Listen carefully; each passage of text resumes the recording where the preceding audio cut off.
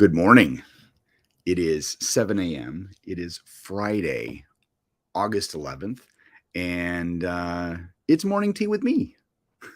So, um, I've got my tea.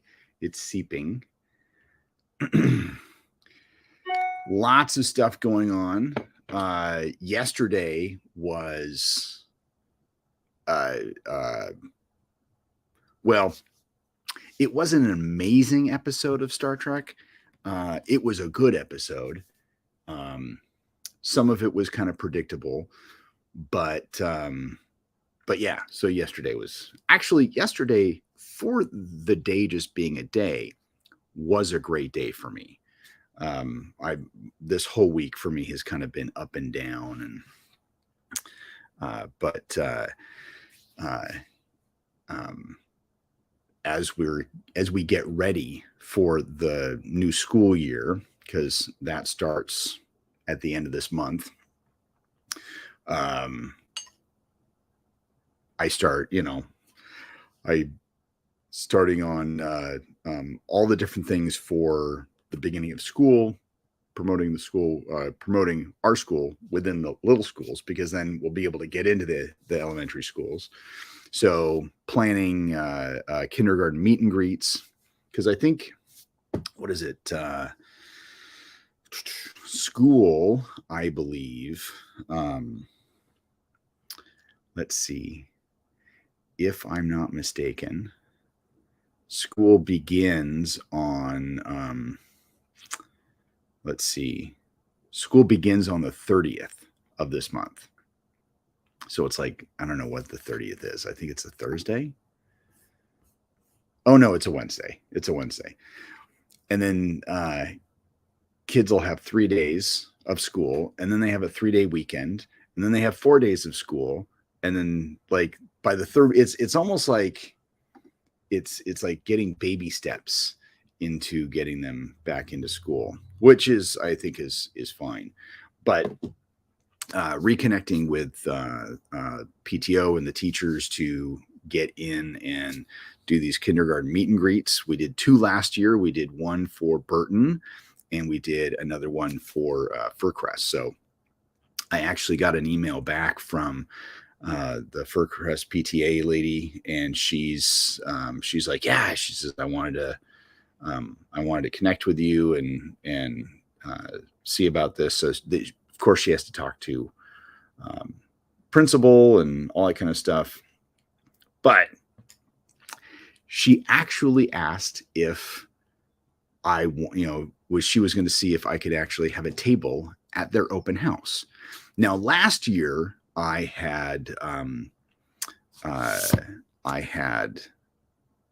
of broached that subject because, and it was kind of a last minute thing, because I was trying to get into a couple schools, got into one, didn't get into another. Basically, the talks on that with the Family Resource Center person kind of fell through.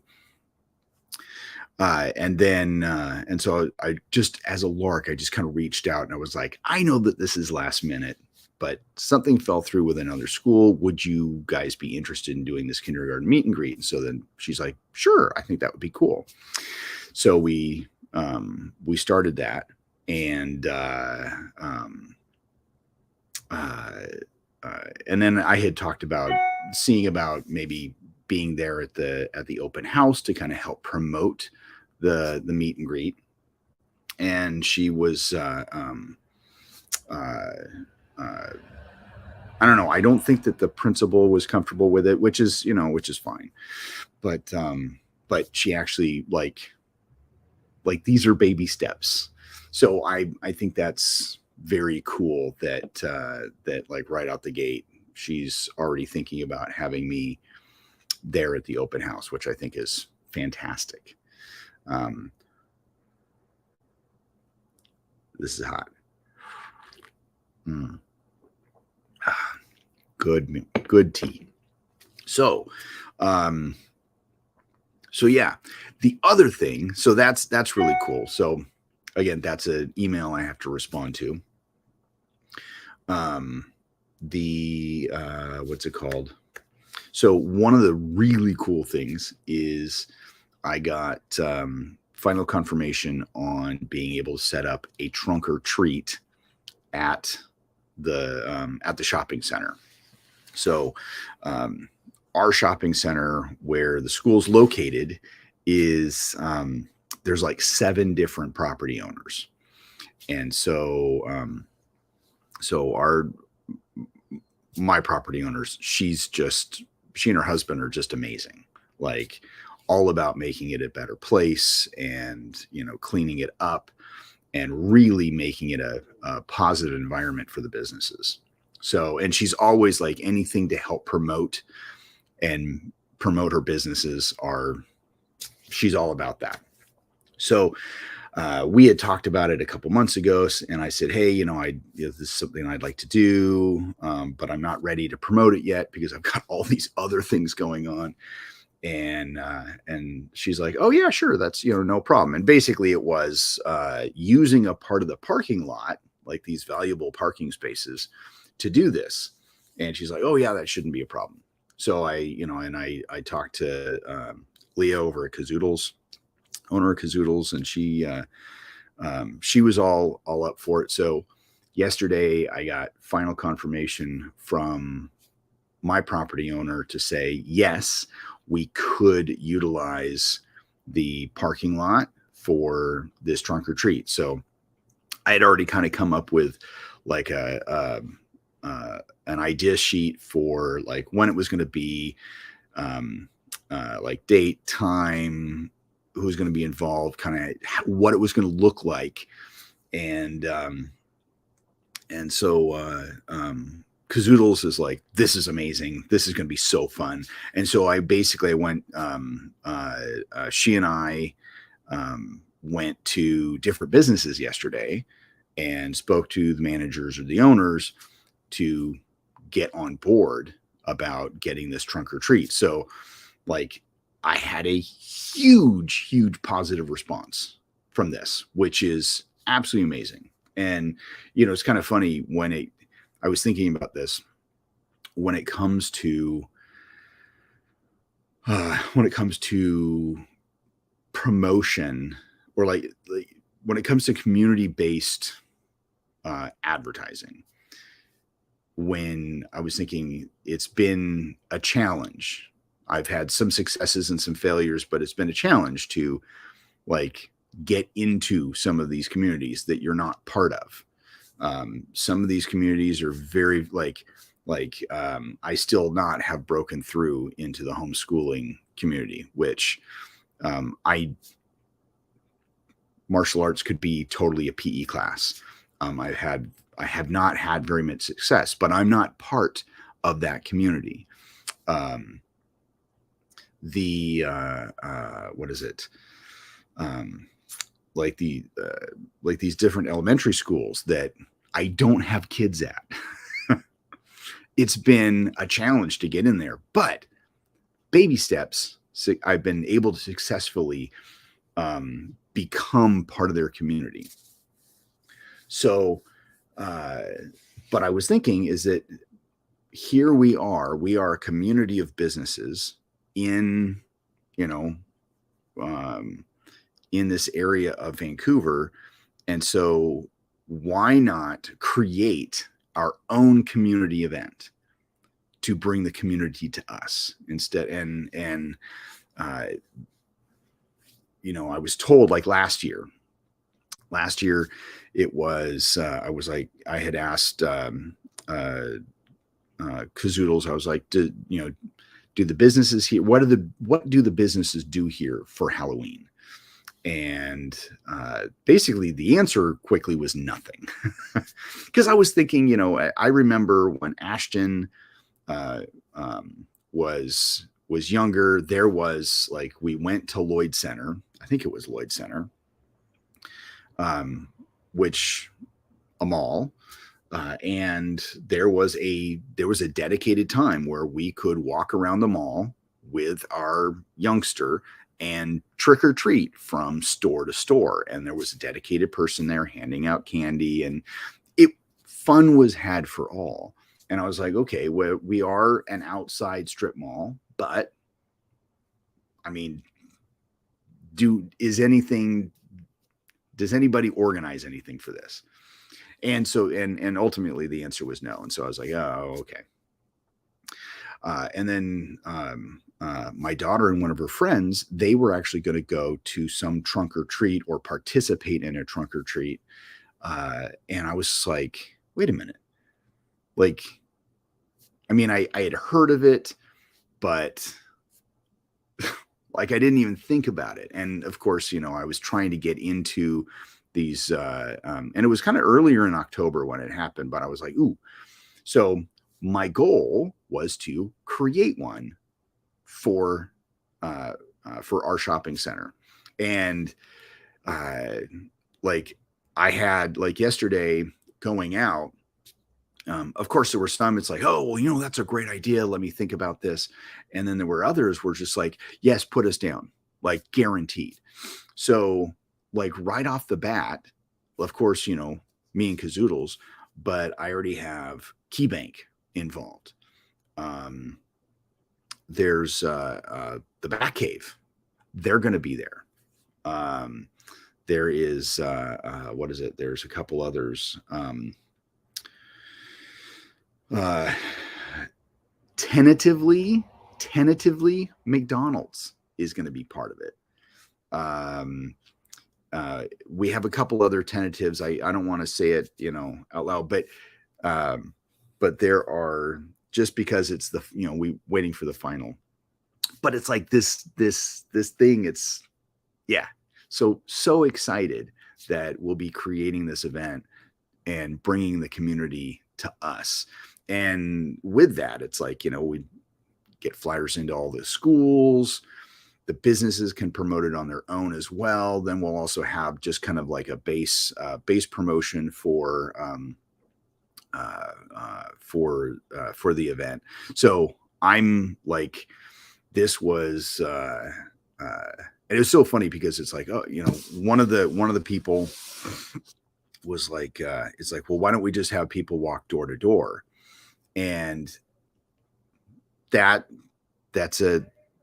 not a bad idea. And that was originally what I thought that we did as a shopping center, but nobody ever organized it.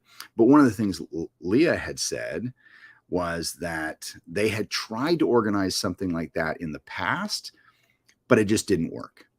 And I think a trunk or treat would be more fun for the kids. Plus, we can put it in a centralized location, so everybody, just keep it all together. So, because if you have kids walk from one end to the other, I mean, well, they do walk entire neighborhoods wanting for candy.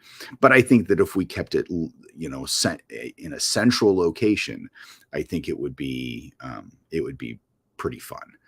So, I know I have a couple students who want to be involved. Leah has a couple employees that want to be involved.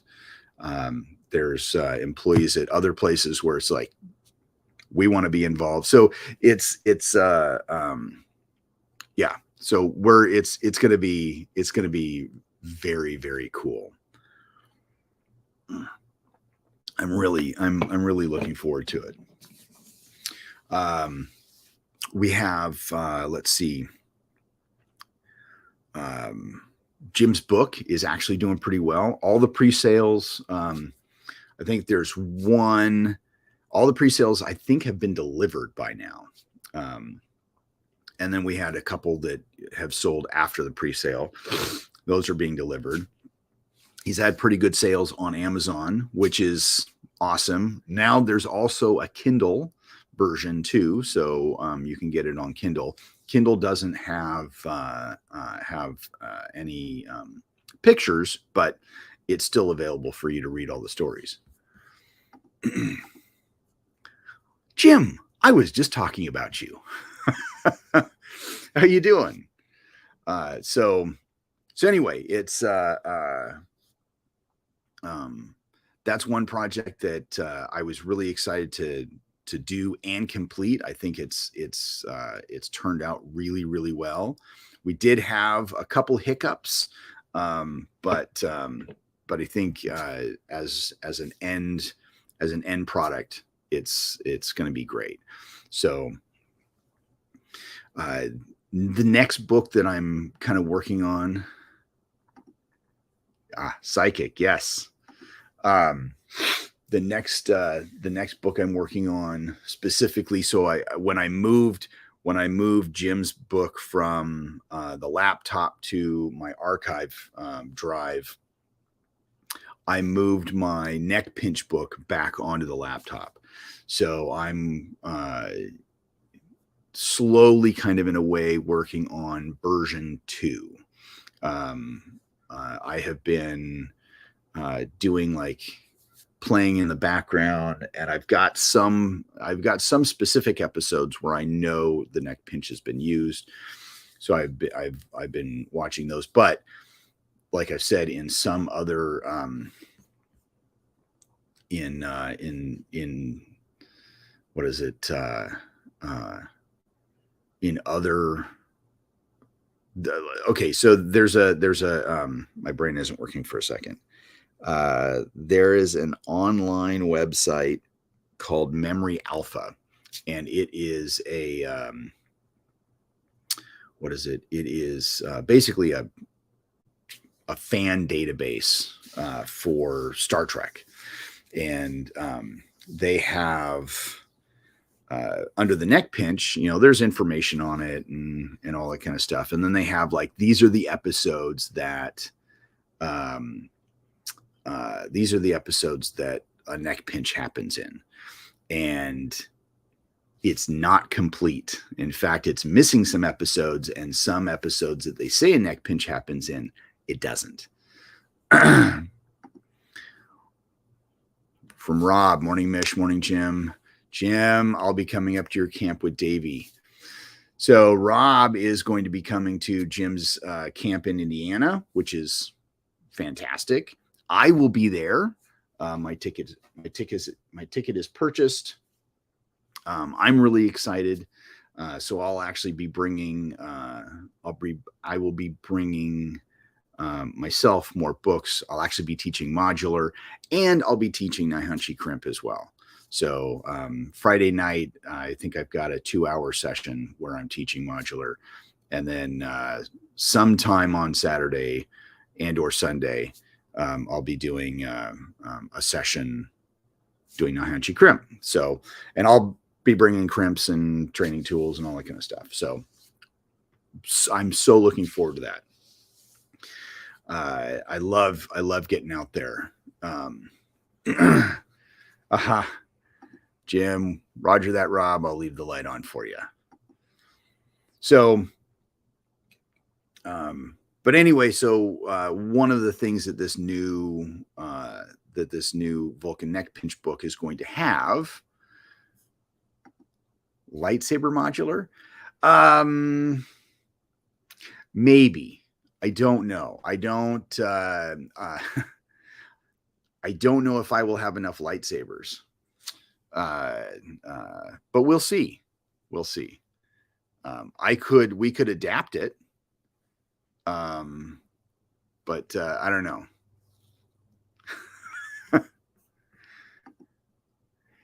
Jim, you may have to spoon with Mish. That's funny. No, but so one of the thing, just trying to figure out if I should bring my 2 sabers.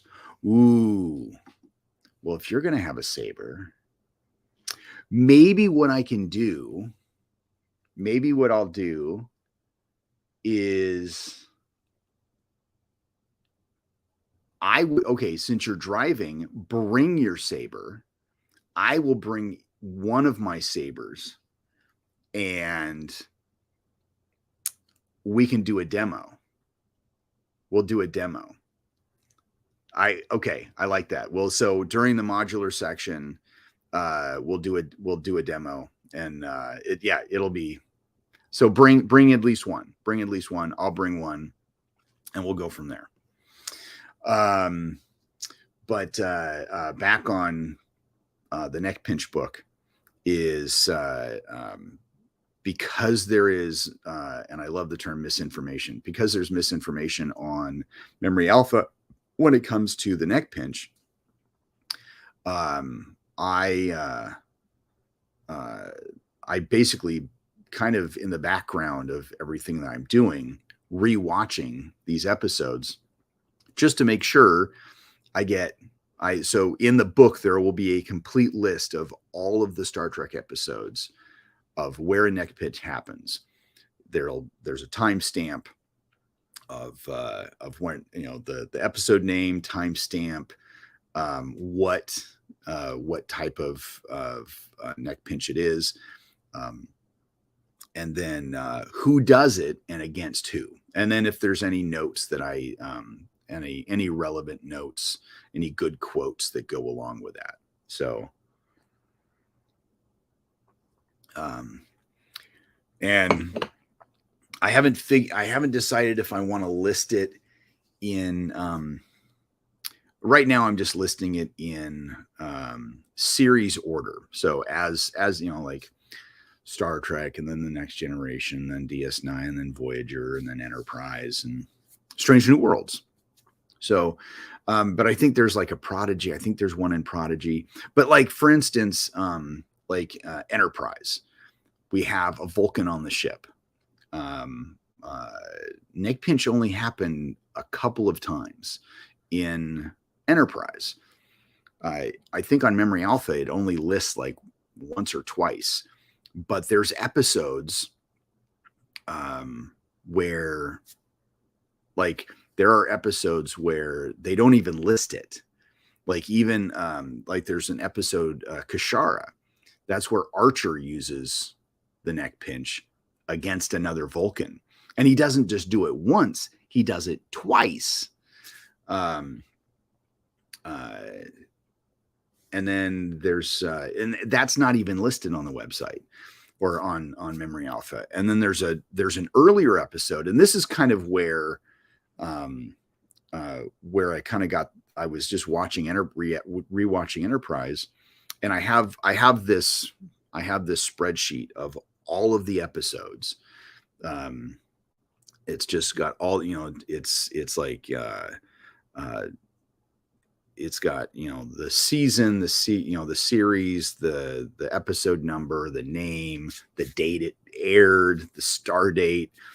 It's just this long list of, this spreadsheet of all this Star Trek, all the Star Trek episodes. But anyway, so I have this whole sheet, and I noticed on this one episode, I think it was early on in season 1. There was I noticed T'Pol had neck pinched one of them. I can't remember if it was Merryweather or one of the characters. And I was like, wait a minute, was that on the list? So I go to my list, because I had basically just kind of marked just with an X. If I didn't have the information, I just kind of marked with an X. And it wasn't even on there. Like, and I even double checked on the website, wasn't even listed. So I was like, okay, well, I guess I'm going to have to pay a little bit more attention to these episodes. So, and then like there was a recent, so I got through all that. I'm rewatching Voyager right now, and there's an episode. Oh shoot. There's an episode where in there that lists it that that there's a neck pinch, and there isn't. Like it I think it's what's his name? He does a shoot, what's it called? Tuvok does a mind meld. Yeah, that's not a neck pinch. So it's one of those where it's like, this book is going to be like the ultimate guide to the neck pinch. So basically I'll probably redo the pictures. I'll add in QR codes. So I'll update. It's basically going to be a book update. And then I'll add in a couple applications. So I think I did an Q-Show Corner episode where we went through like how to get into one of the positions. And I think that was something that was sparked by a conversation Rob and I had. But I know I did an episode about it. And then I was in one of the Voyager episodes, Chakotay, he's, I don't know, has some type of space sickness. And so he goes off and he tries to punch at Tuvok, and Tuvok basically parries him, gets him turned around, and neck pinches him. So I'm like, ooh, like, so the self-defense how to position people will be based off of, I wanted to do, it's like, okay, we've got our Star Trek episodes, and then we've got, a couple techniques that I've come up with. So I don't really have a large number. So I don't know, maybe 5 or 6 applications, maybe 10-ish. I don't know, but it's going to be, and it might actually not even be that.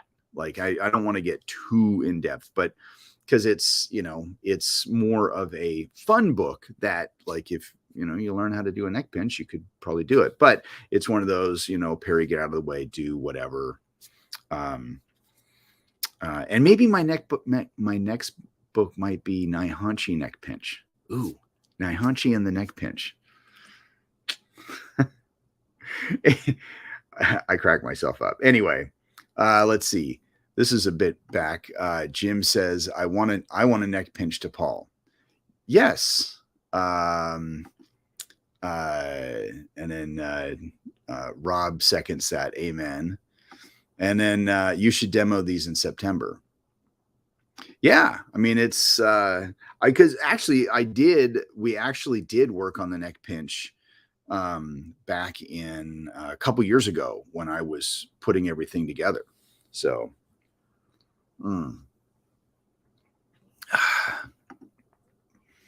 good morning, John. How are you, sir? I ran into John at his work the other day. My wife and I were going up, and he's like, Mish. And I turn around, I'm like, I know who you are. Oh, John. And of course he had his name tag John, but then I was like, yes, Troutman, how are you? So it was always good seeing people out in the wilderness of life. So, but yeah, so that's kind of my next project. You're doing good. I'm glad, sir. So anyway, so the neck pinch, that's kind of not the next project I'm going to be really focusing on, but just one of those where I've wanted to do an update. So I'm just slowly putting the information together. I know Alexa and I have to do some filming. I don't know if we're going to do it today or tomorrow. I really haven't figured out. Maybe Sunday. But we have to do some filming for curriculum, and then filming for I want to do some what is it? We're going to film some TikTok for modular. I want to start modular Mondays. And then what is it? And then we'll do what is it? Then I got to start thinking about applications or episodes for Q-Show Corner. So start getting those done. Get talking to Ashton, see if he he wants to get beat up. And I've been thinking about different ways that I could, different topics that I could do. So it's not, like, of course, working on points, but also bringing this into different stuff. So for example, and I still haven't been able to grab the video from it yet. From Jim, have a great day, guys. All right, Jim, thank you for tuning in. You have a good day as well. But you see all those slap video, the slapping contests. And I've seen a couple videos where I'm like, oh God, that would, they totally caught him on stomach 5, or, oh, they totally did this. Like, that's why the person went out. And Rob had sent me one, and it's a great video because they actually slow down this video where you see the hand coming across, like right along the jawline, and then his finger is practically clipping Trip Warmer 17, and I was just like I need to do a video about this. So, or at least use that as a good example of why this works, and kind of expand of, let's say, okay, well, here's a fight video, or here's that punch knockout. Okay, well, this in from my perspective, this is why this worked. So I think that'll be fun. Since what is it? Since Indiana is coming up at the end of September, I do want to start working on episode 200, which I want to start basically answering the question of, like, what is Kyusho to you? And I've got several notes kind of written down, and so and not initially Kyusho, but what is Kyusho Jitsu, or how is Kyusho Jitsu to you? Like, what was your original perception of it? Why do you study it? How has it changed? Like, I don't know. So I'll probably be doing interviews in person and online for those people that I can't do in person. I'm trying to figure out how I can make October a reality. Going to Jacksonville, I really, really, really want to go. I was not able to buy a ticket yet, so crossing my fingers, because that would be, I'd want to do basically some Kyusho Corner episodes out there, as well as interviews for episode 200. So anyway, there's just a lot of yeah, I don't know. So my brain is just kind of going crazy. And then Bobby Stroop, he's I got notification from him that a couple of projects that he's been working on have been completed. So now we're looking at he's actually starting to ink and color some of the more of the stuff that he's drawn for the alphabet book, which I'm hoping to get to a point where I will have quite a few of those done. And then if we can have a few of those done, then I can actually start really kind of promoting it. I'd love to bring some like a basic sample out to Indiana, or even Jacksonville, if I can make it out there, because I think at least for school owners, getting this book into the schools for kids would be amazing. I think it would be absolutely amazing. Good morning, Warren. How are you, sir? Rob welcomes you. Of course, you saw that, so you welcome him back. Good morning. Hope you can make it out to Jacksonville in October from Warren. I hope I can too. I just wasn't able to make it out there last year. I have it on my, I have it scheduled. Like I will not be able to, I've got everything organized. It's just the plane ticket, and I'm almost there too. So, so it's like moving money around to make sure everything is put into place. So, but yeah, super excited to be able to potentially do that.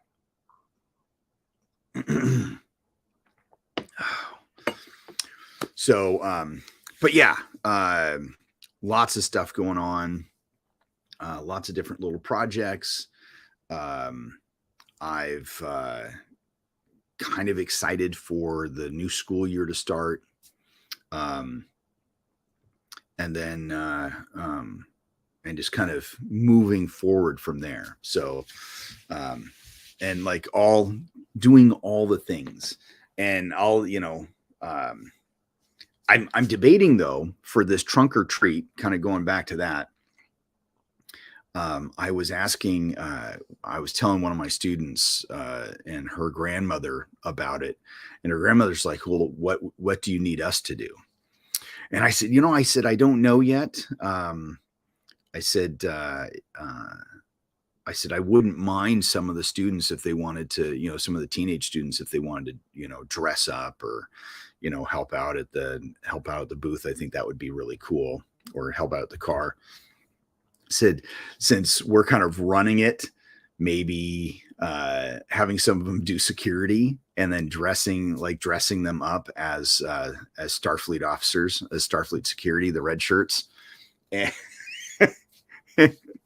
and this like the grandmother thought that was awesome.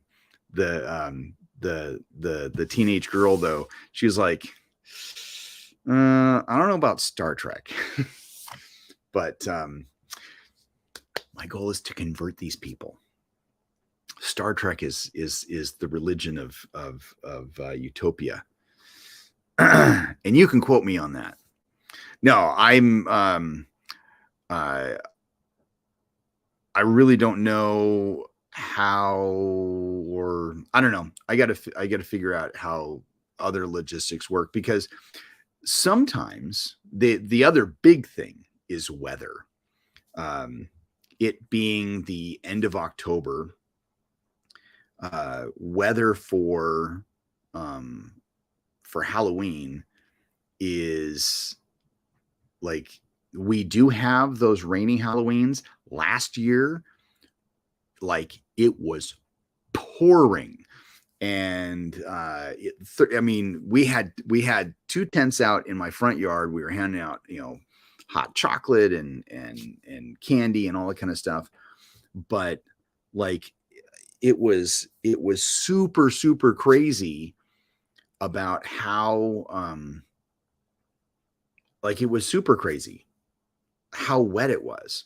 Now, the year before, and the year before that, and I think even the year before that, like, it dry, like cold, of course, because it's, it's October, end of October, but dry. But last year it was wet. So we do kind of have a wet weather contingency. But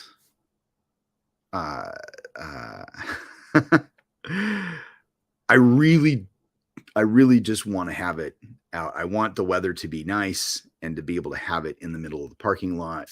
So I don't know. We will see. We'll see. I even thought, this is another thought that I had, is that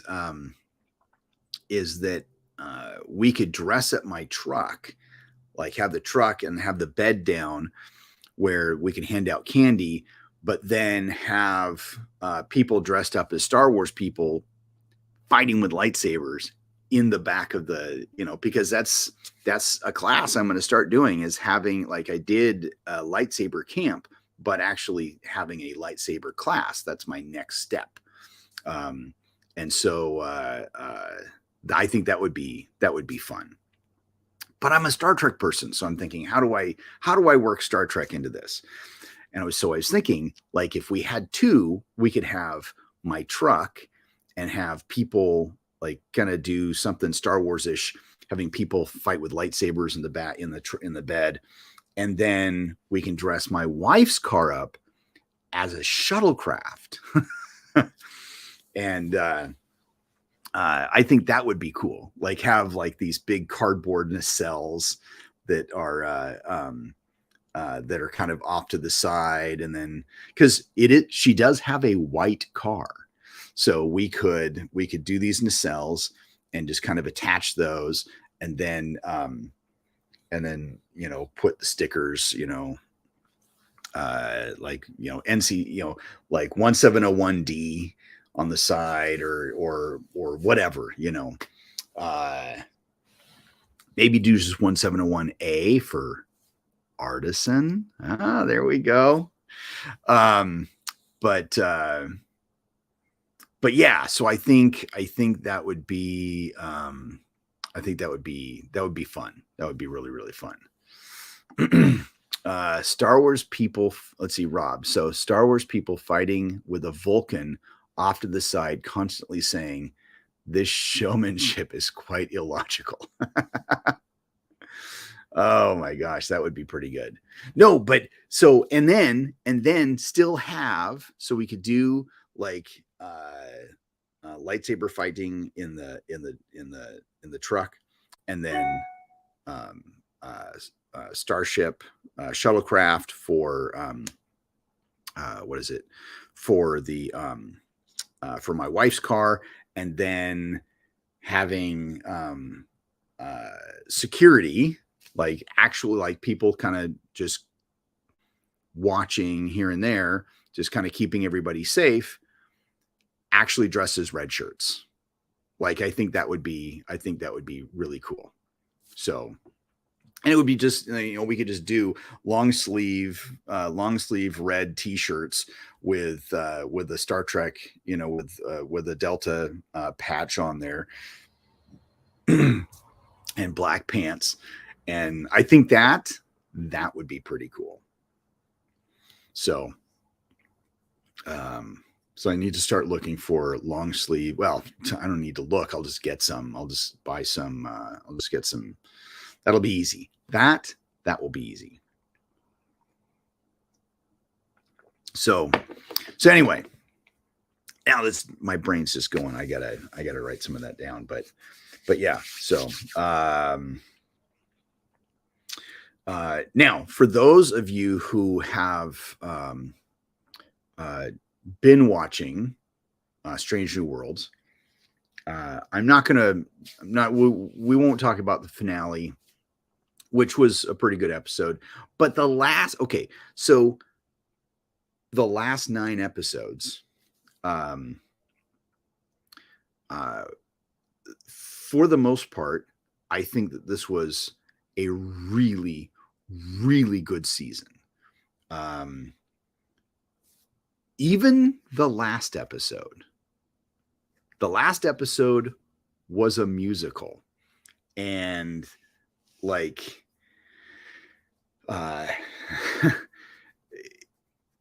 because it was called Subspace Rhapsody. It was like, it got all of this, people were basically talking crap about it very early on, but it was one of these where it's like,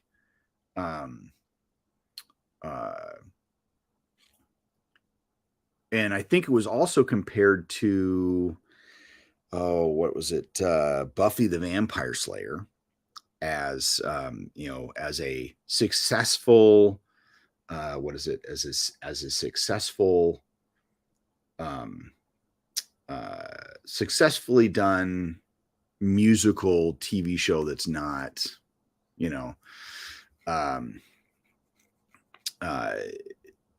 and even my wife remembers that. And, she was even saying that, that a show that does a musical is kind of, they've lost all of their storylines, but this wasn't just a musical to have a musical. It was part of the story, and even the characters were like, we don't know why we're singing. Why are we singing? Like, and of course they figure it out and they go through it. The watching some of the, like, I watch what is it? Oh shoot, I can't remember what it is. Trek Culture on YouTube, and they have like an ups, like up the ups and downs of every episode. And I talked to, Rob even told me that some of the stuff that he had listened to or watched, it's like, oh, this was a great episode and blah, blah, blah, blah.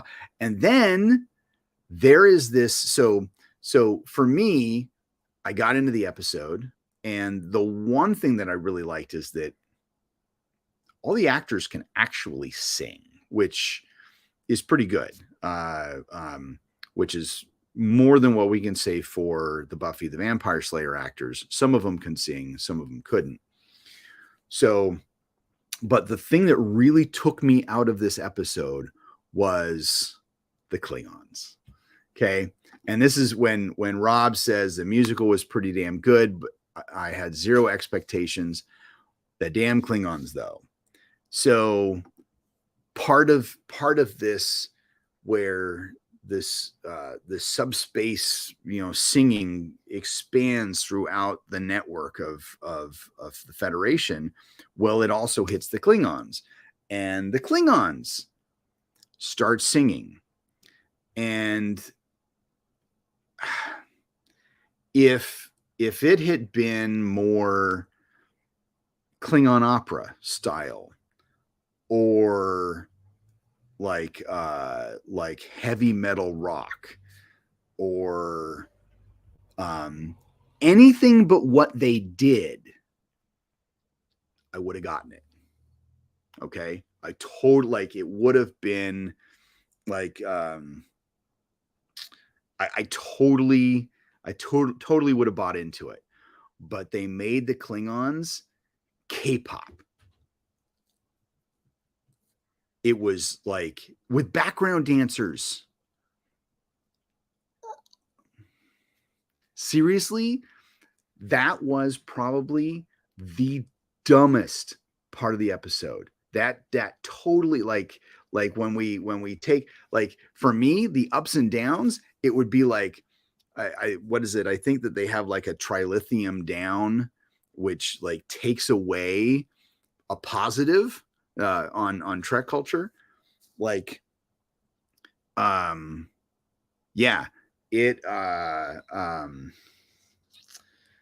yeah, that was probably the worst thing I've ever seen in all of Star Trek. In fact, that was actually, that scene right there, to me, was worse than the entire episode of The Loss, which, if you guys don't know, that is a Next Generation episode where the Enterprise interacts with these two-dimensional beings, and Deanna loses her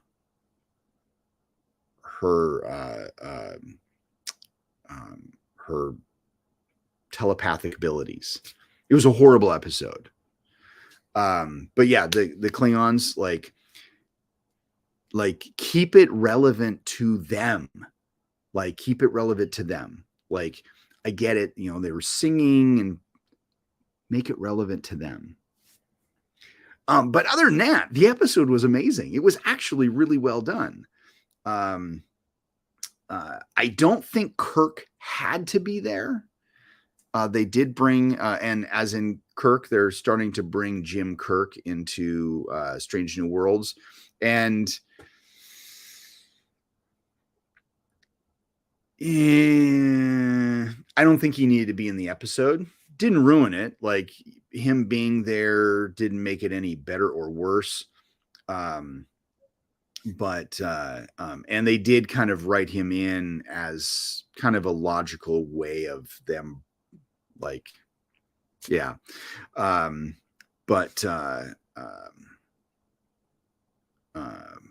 But yeah, so those damn Klingons. I think this last episode, I think, was done pretty well. We get to, not to spoil anything, but I'm going to spoil it. We get to meet Scotty, and I think that the actor that they chose for him, I don't know if the actor's actually has that accent, but oh my gosh, what an amazing choice. Like the actor that they chose for a young Jim Kirk, like Kirk was what, 30, he was like 34 when he took command of the Enterprise. This actor is 40. I did not buy him when they first introduced him last season. I think now the episode for Tomorrow and Tomorrow and Tomorrow, that was a good episode. The previous episode, shoot, I got to look this up. I don't know. Not that the actor, something Wesley, I can't remember what his name is. I'm looking this up. So not to say that the guy's a bad actor. It's just that I wasn't buying him as Kirk. It just wasn't buying him. Where is he? Oh, Paul Wesley. Just wasn't buying him as Kirk. There was an episode though. Let me find it. What's the episode name? Oh, I hate this IMDb app. Okay. It was no, that's up season 1. Season 2. It was, I think, Lost in Translation. That was they bring Kirk on for something. He's involved in something, and that episode helped me buy him as the character. And it really, like, it was like, okay, I can now so it took a little while, but I can see him now as a younger Kirk, even though the actor is like several years older than Kirk. But yeah, Rob is right. Scotty, dead on the money. Like it's almost like Carl Urban playing Bones, playing Dr. McCoy.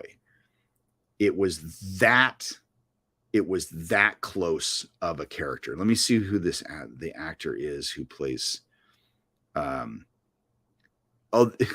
IMDb doesn't even have his picture up.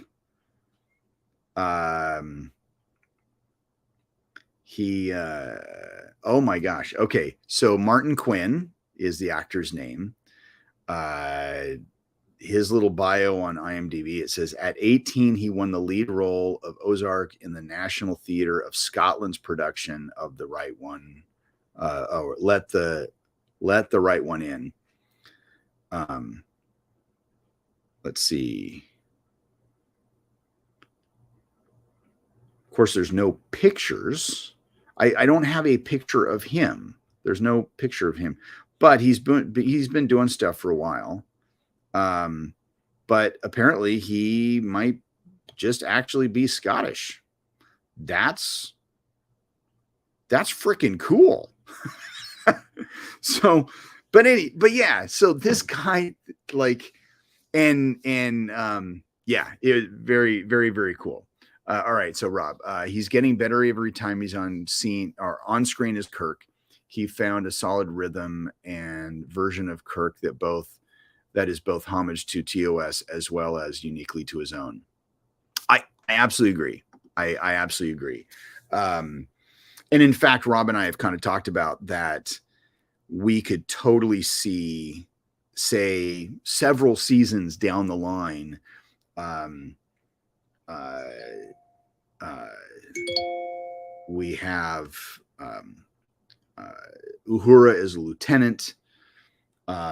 Sulu ends up coming on board, maybe at the same time as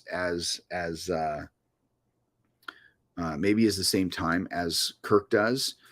Maybe Erica Ortigas gets she gets a promotion or something, and then like there could be like a whole season, like the last season of Strange New Worlds, where we see, if they had not been added already, we could see like Sulu coming on board, Uhura getting a promotion, and she's like, I think she might actually be a full lieutenant. So maybe we'll see her become a lieutenant junior grade. And we just see all these people slowly come in throughout the season.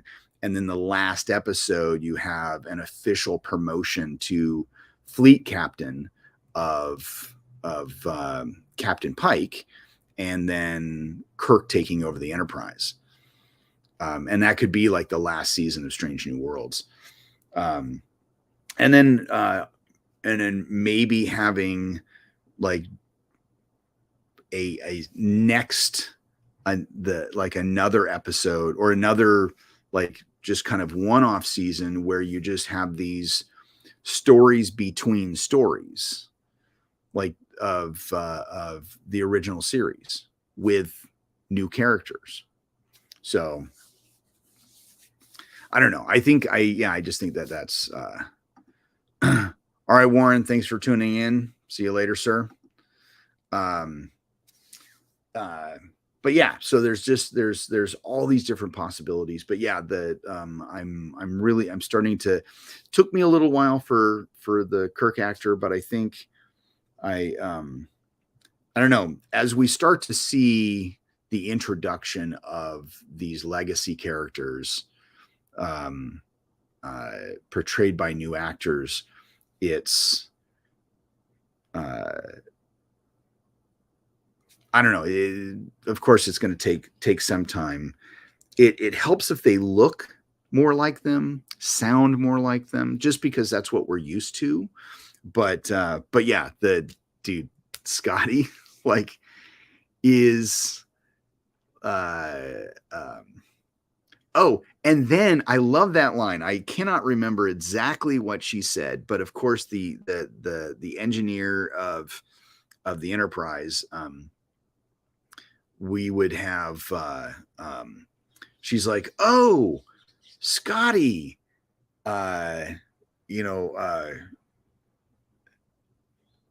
it was something to the nature of how he was a brilliant student, but he got C's. Like he was a C student, but he was so inventive and yeah, I cannot remember her exact line. But oh my gosh, I got to watch the episode again. But it's to be continued.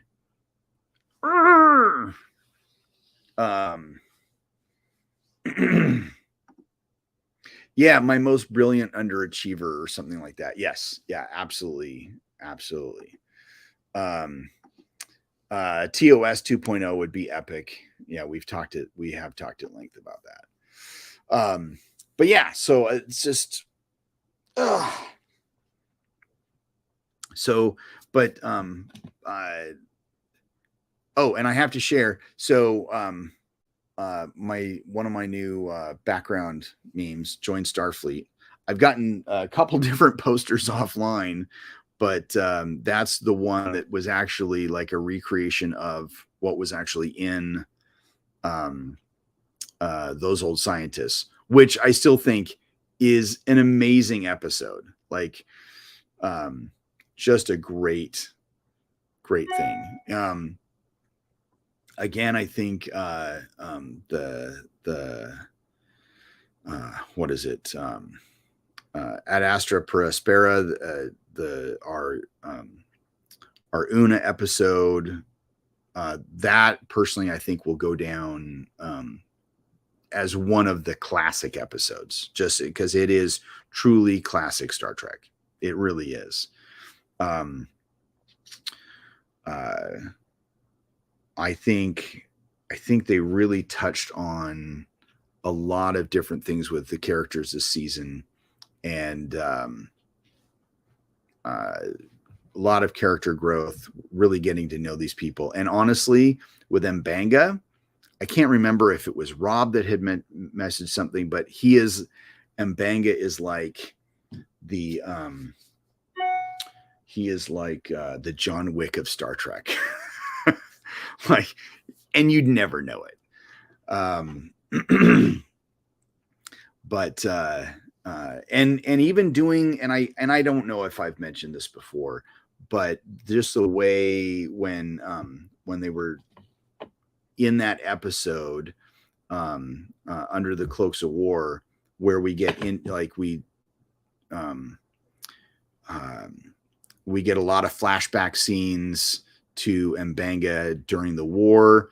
We're introduced, and we kind of see some background stuff with Chapel there as well, in basically a Starfleet version of MASH. And I think that would be a great, like, one-off movie. We're getting a one-off movie with, Section 31 with Giorgio, or Emperor Giorgio. That would be awesome to have, like, a 4077 Starfleet version, and have M'Benga there, and have Christine there, and bring back Clint Howard as kind of the leader of that, or the whatever he was. But yeah, I think that would be a great, like, just give us a different perspective of Star Trek, because that was during the Klingon War. So, and we could even bring in, well, I don't know if it would be too much to, and maybe it could just be following a certain character through. And because I don't know where Erica served in the war, because she did serve, but maybe even have her show up as, but she really wouldn't have to. This would be just, it could just be one off with a couple characters that we understand, like M'Benga, and then kind of go from there. But I don't know. It's just thoughts that are going through my head. Anyway, it's been an hour. My tea is getting cold because I haven't been drinking very much of it.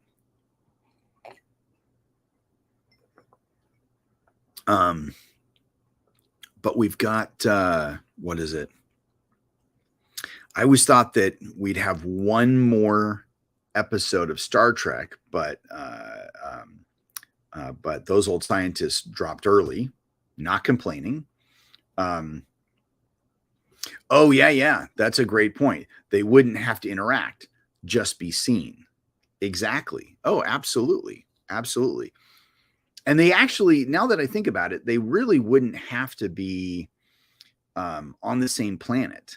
Like, you could have communication between one medical unit and another medical unit, and have, like, say, Erica in the background, that kind of stuff. Just, so they really wouldn't have to be in the same unit or same planet. Let's see. What else was I going to say?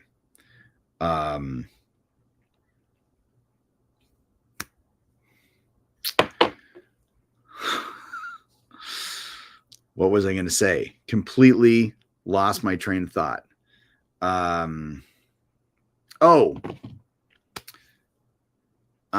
Thinking that there was going to be one more episode of Star Trek, that would be next week, and then the week after that we would have Ahsoka. So we actually do have, like, a whole week of nothing new. Not really sure how to get ready for Ahsoka. On my free time when I'm not doing all the other stuff for the school, do I just binge watch Rebels? Do I, I don't know. But I'm super excited to watch that. In fact, episode 1 and 2 will be dropping August 23rd, which is I'm super excited about that. And what was it? I think Screen Rant had posted that whatever other source, who's been a pretty good source for episode times, that the first episode of Ahsoka is going to be like 52 minutes or 55 minutes, something like that. And then episode 2 is going to be 42 minutes. So roughly 8 to 10 minute difference between the two. But and then of course you count like, I don't know, 6 minutes of credits, but still we're getting 2 really good lengthy episodes right off the bat, episode 1 and 2. So I'm hoping that will be that good setup and be able to move forward, like give us a really good introduction into just kind of like they did with Obi-Wan. Like they gave us 2 episodes right off the bat, or did they give us 3? I can't remember. But it was one of those where I know they gave us at least 2. So where it was like, if they had just given us 1, we would have been like, really, is this it? But they gave us 2, and that kind of completed that mini story. So I'm still debating if I want to have like, what is it? I'm still debating if I want to have, what is it? Like Ahsoka nights at the school, like just have all my friends there, and we'll just like, we will have already watched the episodes, so nobody's watching it brand new, but we would get to watch it big screen on the wall. So that's actually kind of what I'm more looking for. But I know Rosario Dawson has made comments about a season 2. I know she has, but of course, I don't know. I don't think that will happen anytime soon. In fact, they're talking about a season 4 of Mando actually becoming a movie. So, and I don't know if they're making that change because of the writer's strike, but there's also the actor strike. So yeah, nothing's being made right now. Except for some indie films. I think that there's like a loophole in that whole thing, is that indie films can still be made, but Disney is not at all indie. I think Disney is anti-indie, in fact. And I still have not seen the new Indiana Jones, which I kind of wondering if it's still in the theaters. I do want to see it, but yeah. And of course, some people are saying it's bad indie. So saying that Disney is anti-indie is like a double meaning. But I've also heard it's really good.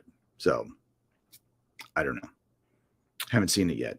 Though I really wanted to see it when it came out last month, like in June. But it is what it is. All right. Well, I am going to bring this to a close. I am actually going to, so next week, I'm going to start actually doing this at the same time, 7 a.m., but on Saturdays. So instead of at 7 on Fridays, which I've been doing for like the last month, I know it kind of got earlier and earlier. I'm going to be doing it at 7 Saturdays. So that means that, what is it? That'll be 10 a.m. 10 a.m. Eastern time. Let's see. What is this? There are some waivers for low budget and international films. They have to agree to all SAG terms being asked, and then they can move forward with the filming.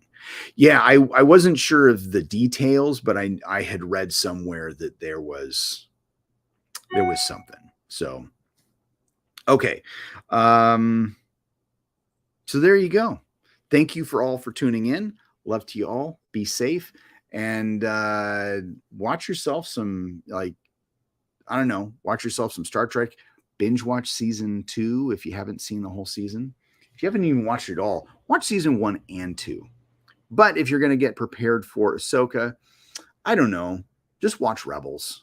I'd say watch Rebels. Just get all the way through. And then maybe, well, actually, there's a whole list of, if you really want to follow Ahsoka, you got to start with the first episode of Clone Wars, the movie, which was really bad. And then you just kind of watch all the Ahsoka episodes. So I guess just watch Clone Wars and then Rebels, and then you'll be ready for Ahsoka. Oh, and then maybe read the trilogy, the Heir to the Empire trilogy. That might also be part of it too. So, oh, one more thing from Rob. That's the simplification version, so SAG members can still make money and support a part of the industry that isn't big studio. Well, that makes sense. All right. Well, as I was saying, love to y'all. I will see you next Saturday morning at 7. And